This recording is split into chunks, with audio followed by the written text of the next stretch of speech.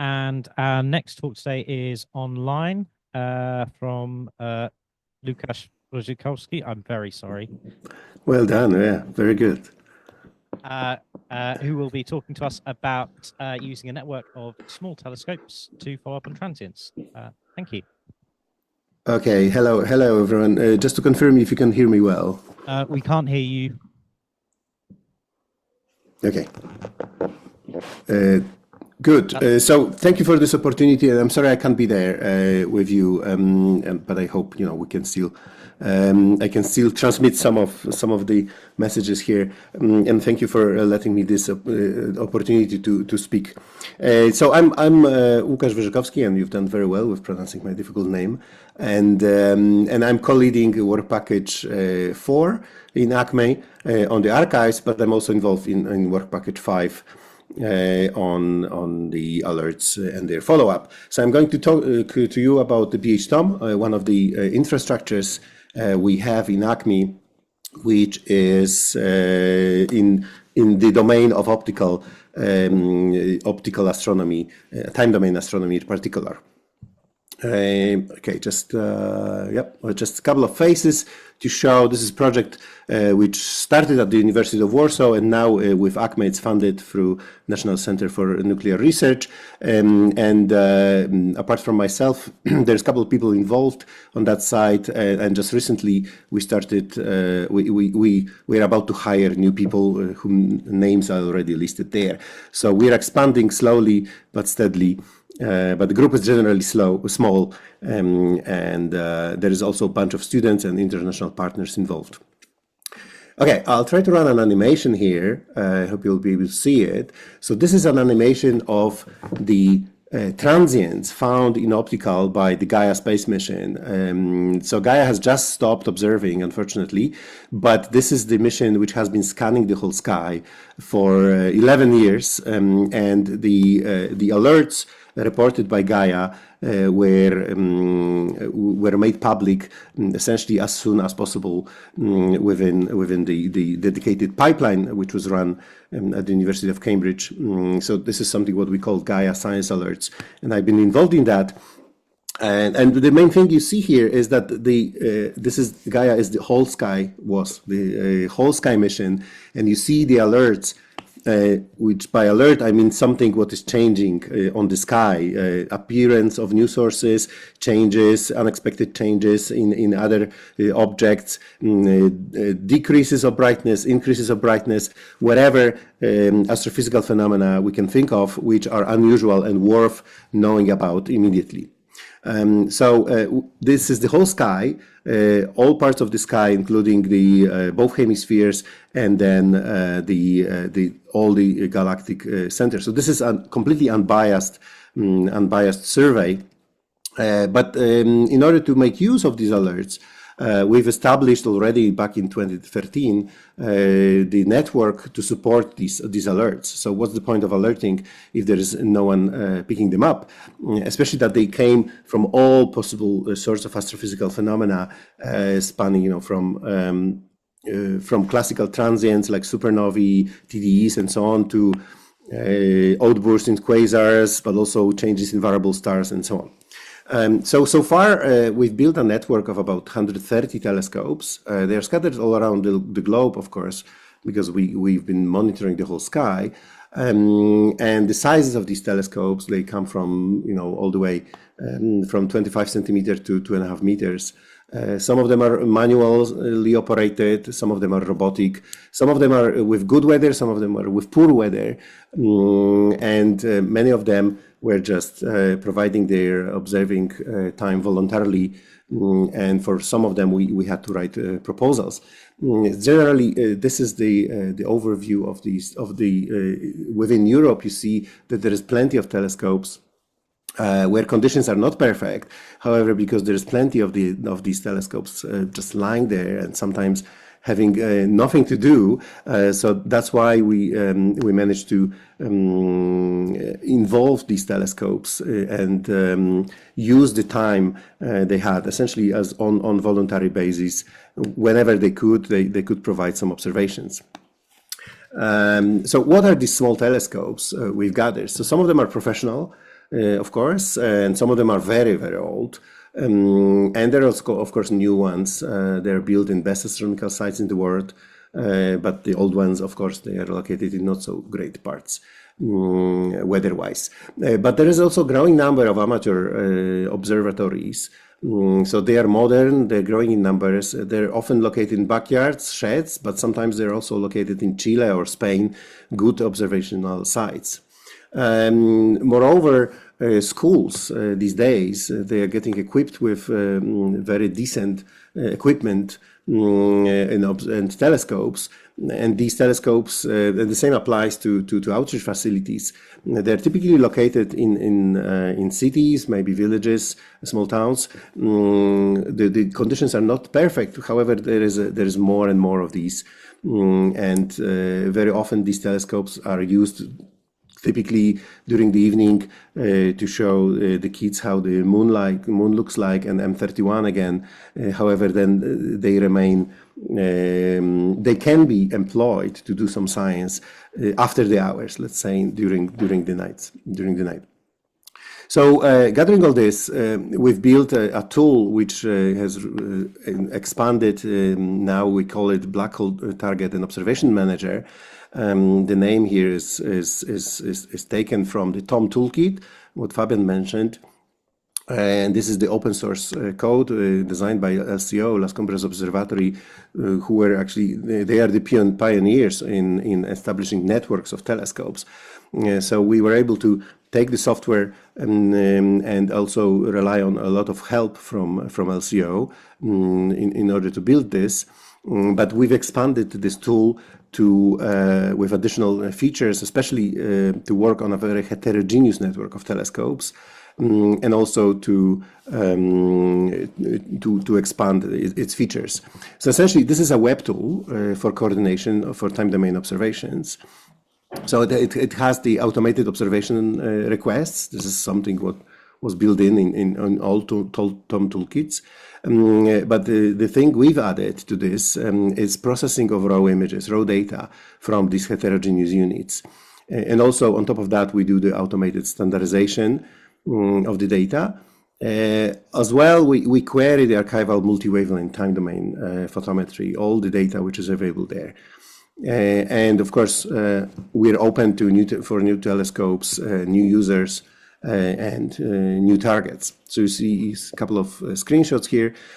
Of course, I have to mention that we've expanded away from Gaia, especially now with Gaia being gone. So this is my version of the chart Fabian showed in his review just a moment ago. This is just to show you where we fit with BHTOM. So we have the surveys which are scanning for transients in general, essentially anything what generates alerts. So apart from Gaia, there's also gravitational waves. You can think of multi-messenger environment here, and these are then handled by brokers, and that's another chapter of work. And this is great work being done by many people. But in the end, there is some end user which decides, okay, these are my science case interests, so I'm interested in that particular type of event. So I will weed them out of this flow and flood of all the alerts coming. And I would like to have them observed. So, for example, someone has identified 10 candidates for gravitational wave counterparts, or someone is interested in that particular event found by Gaia and requires 1 year of observations. So this is where we fit in this. So there is the observing requests can be sent to BHTOM, and this is where the role of the involvement of the user essentially ends, because we then handle all the communication with the network of the telescopes. So you see, we are like a proxy between the users and astronomers and the network of telescopes. So you don't have to write any proposals. You don't have to make sure this target is visible through in that part of the sky or not. It is all handled by our tool. So the request is being sent to the network of telescopes, and the network responds, and then the network generates the observations. And again, this goes back to us, not to the astronomer or scientist interested in that particular target. Moreover, we query all the archives for that particular coordinate, and we extract whatever is there, whatever has been observed so far.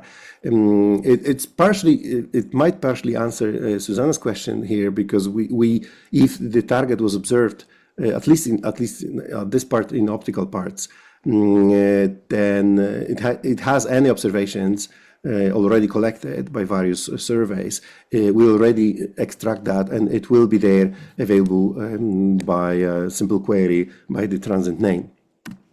And then what we generate in the end is the science-ready data products, and this is what is returned to the user, and then the user can focus on studying the data and writing a publication. Everything what I described here can be scripted. So all the flow, so you can replace the humans in the loop with the bots. So all the extraction of the interesting alerts and targets from brokers can be automatized. Then the observing requests can be automatized. The processing within our system is also automatized in case of robotic telescopes, and there is always a human in case of manual observatories. However, anyway, the data then can be returned to you again in an automated way, and then you can ask your robot to write your paper if you're brave enough. So, as I said, the main feature we've added is we take care of probably the main bottleneck at least in the optical observations and follow-up, is that we automatically process the data. So far, at this moment we process something like 10,000 images every week from this network of various telescopes. And then we do the standardization of these observations, and we use Gaia synthetic photometry as the standard for the whole sky. And then the data is downloadable and is essentially science ready. Everyone who's registered can access the data collected. So here you see a couple of example images from various telescopes for different targets. Well, as I said, everything is scriptable. So we have API. So essentially, you don't need to enter our web page at all. Everything can be scripted, and we provide example scripts for that. So the data flow to and from telescopes is automatized. If you're on the telescope side, then the observing requests can also be automatized. The target creation, upload of the images. So this is something what AstroColibri has already implemented. And so essentially, users of AstroColibri can just, with one click of a button, they can send their target of interest to BHTOM, and then it's being observed for them, and the data can be then transmitted back to AstroColibri. And as I said, we provide the ready scripts for all these. Just to show a couple of examples of science cases. So the top one is an AGN where you see a light curve, AGN, which someone is interested in having a long-term follow-up. So there is various data sources. Here you can see. I'll get to that in a second. What else can you get there? There is another example of the famous supernova 2023 IXF. So here we have data essentially from X-rays, UV, all the way to infrared. You see, well calibrated, essentially science-ready data for download. Another example is a planetary microlensing event we followed. So you see the light curve of a microlensing event with a tiny blip, which is due to a planet, which was found thanks to the intensive follow-up for many, many months. That's one advantage I would like to raise here, is that not only we can respond fairly quickly to the alerts, the other advantage is that we can stay on the target for many, many months, and you don't need to write any proposals for that, right? So if your target is going to last long, then we can provide the data for you. There is some other examples. There is an eruptive variable which is varying very quickly. So we have very short cadence observations, and you can decide what cadence you request for that particular target, how often you want this object to be observed. There is another supernova in another crazy microlensing event we observed. Speaking about the archives, I would like to emphasize that there is a hidden treasure in time domain archives these days. Apart from obvious ones like ZTF or Gaia, there's also a wealth of publicly available old optical observations, for example, CRTS, linear, even PTF, even SDSS has some time domain data which you can access in optical, then NeoWise in infrared, and there's also a growing number of available time domain radio and X-ray data sources. So we query all these archives for you, so you don't have to even be aware of all of these. Whatever is available at that position, we can get it out for you. So that could potentially be extremely useful if you're looking for, if you're studying a transient. You can very quickly rule out some transients which, for example, they're cataclysmic variables, right? So we know that they repeat and they are not cataloged anywhere. In the archival data, you can immediately see that this object has been flaring on and off over last decades.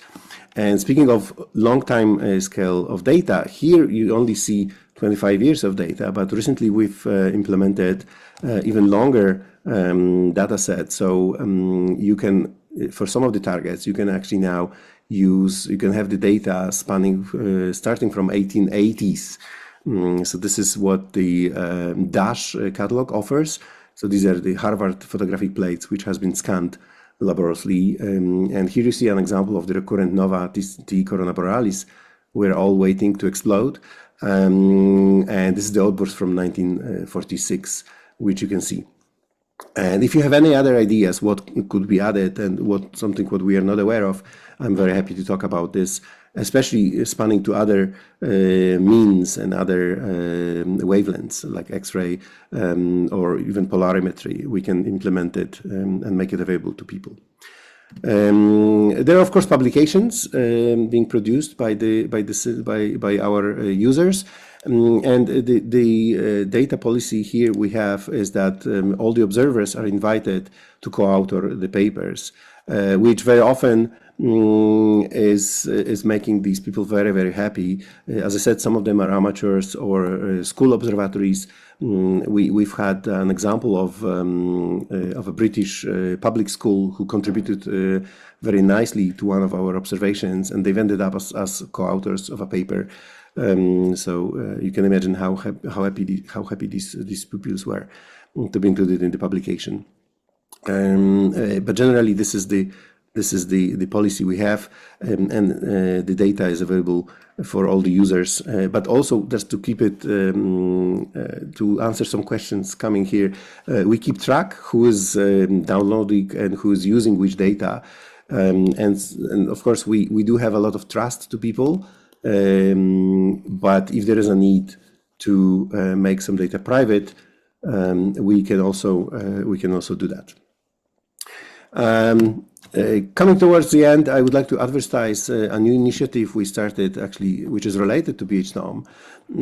We've established a foundation which is called EAST, like the East, but it's for the name stands for European Astronomical Society of Small Telescopes. So we realize that there is a huge potential of citizen science these days, and PhDOM is a great tool to have this to help also amateurs and other people who are not professionals to contribute to science. So that's why we established this foundation, which is trying to facilitate that. And we are planning on having outreach activities, local and global. We hope to connect astronomers, professional and amateurs, but also we hope to expand the telescope network we already have for both science and also outreach, as well as space industry. Also, we are planning on enhancing the telescope technology to optimize the use of the small telescopes, especially the ones with poorer weather conditions. Another aspect of the foundation is that protecting dark skies is a growing issue, and which actually affects the science and not only science. So this is something what we also have in mind here. This is a picture of people establishing the foundation, and I'm happy to talk more about this if people are interested in becoming partners. Lastly, I will talk about some workshops we've been having. As I said, we started running this telescope network around Gaia, especially Gaia Alerts. So we've been running essentially every year. We've had a workshop starting in 2010 in Cambridge, workshops where we could gather the users of the telescope network, but also people interested in transients and time domain astronomy, and it has evolved over time. It's still related somewhat to Gaia, but it also has expanded to other domains. And we're having one this year, and it's going to be within ACME time domain framework this time. So in late September, early October, in La Laguna on Tenerife, we'll have another workshop, and the registration has just opened. So I strongly encourage you to take a look and come and attend this. So to summarize, Black Hole TOM is a global network of optical telescopes for time domain observations in optical primarily. However, as I said, we have access to many optical and radio time domain archives, and we plan to expand to further domains. And it provides long-term multi-wavelength photometry of your targets. And by meaning long time, I mean we're talking years. Some of our targets has been followed consequently over many years now. In order to make it usable for future, we plan to coordinate the LSST in-kind follow-up resources. This is the idea we are exploring. We plan to expand on, of course, within ACME to multi-messenger targets. We also would like to expand to solar system objects, which is another domain of observations small telescopes can contribute to. And of course, expanding on the archives. And if you have any more ideas, I'm all ears, and so get in touch. So thank you very much. I'll stop here.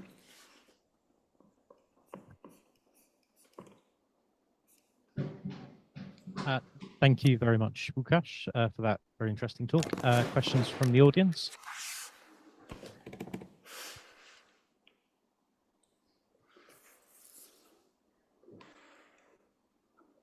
Hey, so I have a question on the reduction of the data, because you said that you reduce 10,000 image. So how you do, because it's very heterogeneous. So people, do you with astrometry, or you do it by yourself from the start? Yeah, well, we start from, well, you can upload a raw image with no astrometry in it, with in any kind of filter you have. We even process the RGB amateur cameras, and so over years we have developed a software which is essentially using the old school Sextractor, DoFOT, and all things like this.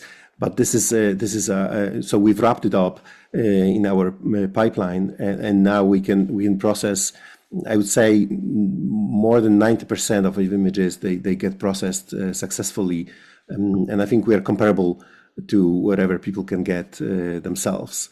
But the main thing is that we can do it for any telescope. That's how flexible this pipeline is.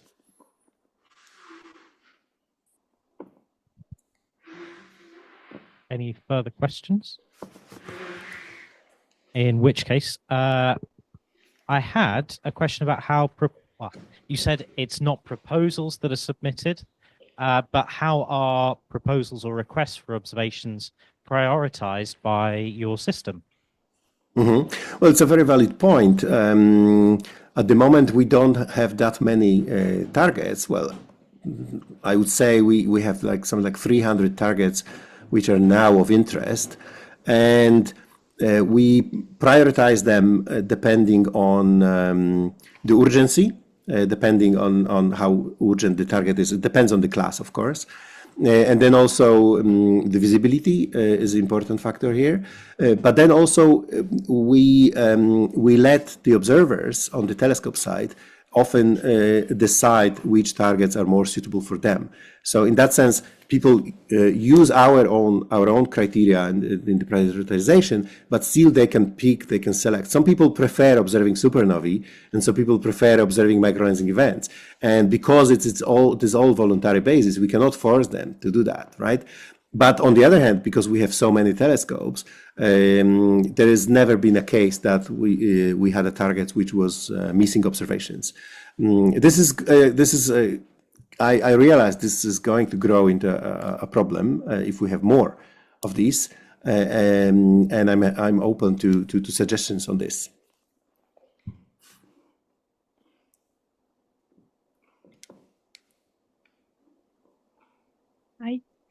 Fantastic idea. I really like it. My question is about what is the lowest magnitude target that you have observed? Well, yeah, of course, it depends, right? Because we have a range of telescopes, but we can go down to 20 easily. But of course, there is less telescopes which are capable of reaching down to 20.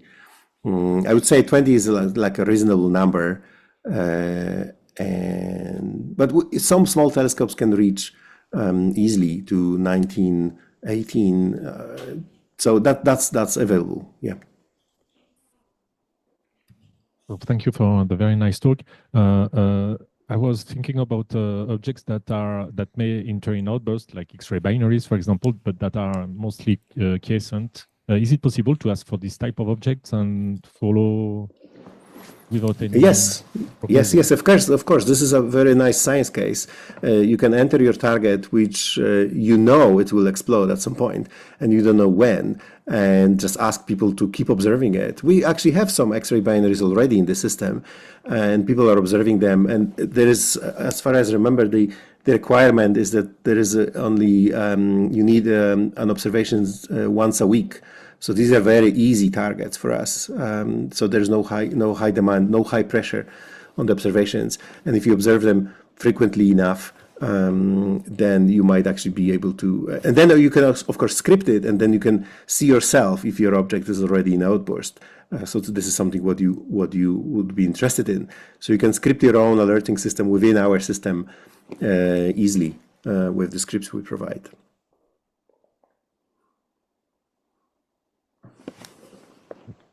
I think one further question from me then. In terms of creating these requests for observations with your network, how much flexibility, I suppose, is there for users, proposers to say, I'd like an observation weekly, monthly, every 2 months, is there also the possibility to request of a specific size of telescope if you're concerned about magnitude or visibility? Yes, of course. You can specify when you create your target, you can specify the cadence you request, that's for sure. But then if you provide the additional information, you can essentially put it in a comment that this target, please observe this with this frequency, in this set of filters, with telescopes no smaller than this and this. You can provide that, and people see that in the comment, and they react to that. This is not automatized yet, but if there is a need for that, we can easily put that into the system.